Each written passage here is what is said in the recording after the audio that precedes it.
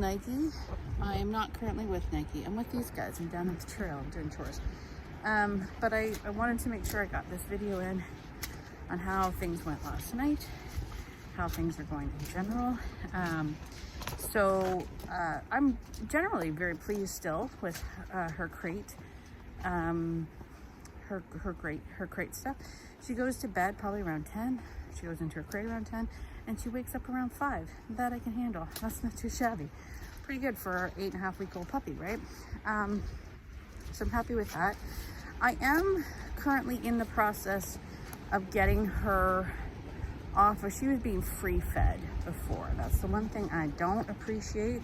I don't like to free feed dogs just because, one, it can create interpack problems, right?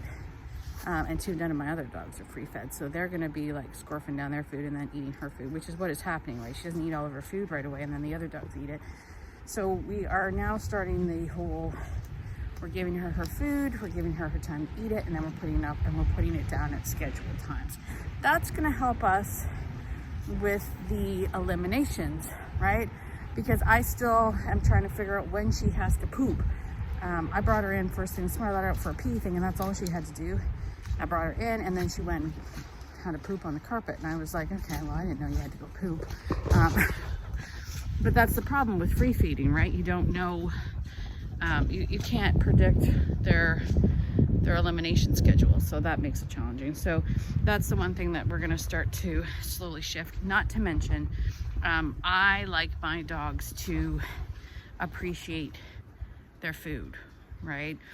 I like them to sort of know that it comes from me and that it comes at a certain time, that there's some sort of excitement around that idea. Plus I want to create a dog that is food motivated because she's a Jack Russell. Because the thing that was slightly concerning was that yesterday, while she was outside playing, she quite confidently wandered off quite a ways away from not only the other dogs, but, well, the first time she did it, my mom had her out. My mom was standing on the deck. My mom didn't go with her. My mom just let her out, and she wandered off and up to a tree, and I don't want that. I think this is one of those things, again, it gets challenging when there's other people that are doing the work and letting her out, but I don't want her going out and exploring on her own, right? I don't want to create more of that independence.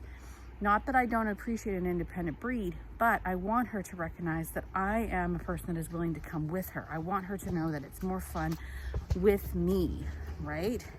That's all part of this relevance piece, right? The Jack Russells are a different breed. They're an independent working breed. That's one thing I do know from having Zack. He likes to work on his own. He doesn't care for help, which, if we're trying to build relevance and that relevance scorecard, that is an issue. So I don't want her wandering off. I don't mind it if she wanders off or she's with the other dogs, because that's pro-social pack drive that I definitely want, because then I can drive her back with the pack drive, but I want to instill that in her. I don't want her wandering off independently on her own. Okay, so these are the things that I need to start to instill early, right? We don't want to wait and try to do it later. That makes it more difficult. Nothing more difficult than trying to make yourself relevant to a dog that likes to kill things for a living. And that's what these dogs do. That's why we love them, right? That's why they were bred. They're bred as like rodent exterminators and that sort of thing. So I don't want her going out on her own. I want her to utilize the pack, and I want myself or somebody, a human being, present for that, so that she has this idea that even my pack doesn't go out on their own, right? Because there's a good reason for that. The biggest one is going to be that we don't have fences, right? We live on 44 acres.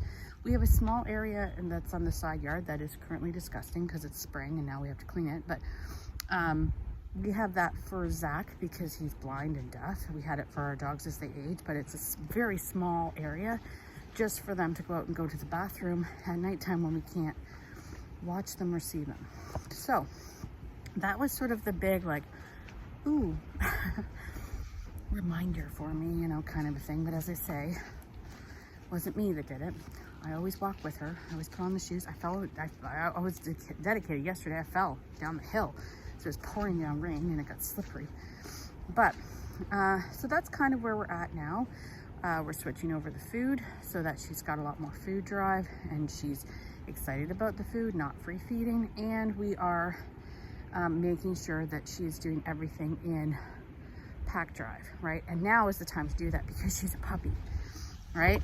That she still has some dependence on the pack, right? She's still learning from the pack, but I don't want her wandering off as an 8-week-old puppy like I can take on the world by myself, which is what she kind of did. So anyway, there you go. That's day, what are we on, day 4? This is the morning of day 4. So I'll come up with more thoughts later, but I gotta get back up there because I left her with the rest of the family. Challenges. Cheers.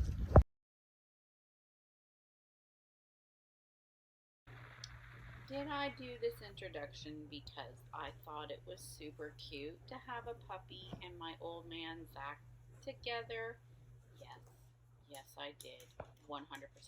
The thing that I really love about it actually is just how he was like all wagging and he got all excited. Zack, in this video he's almost 18, 17 years old and blind and deaf and spends most of his time sleeping.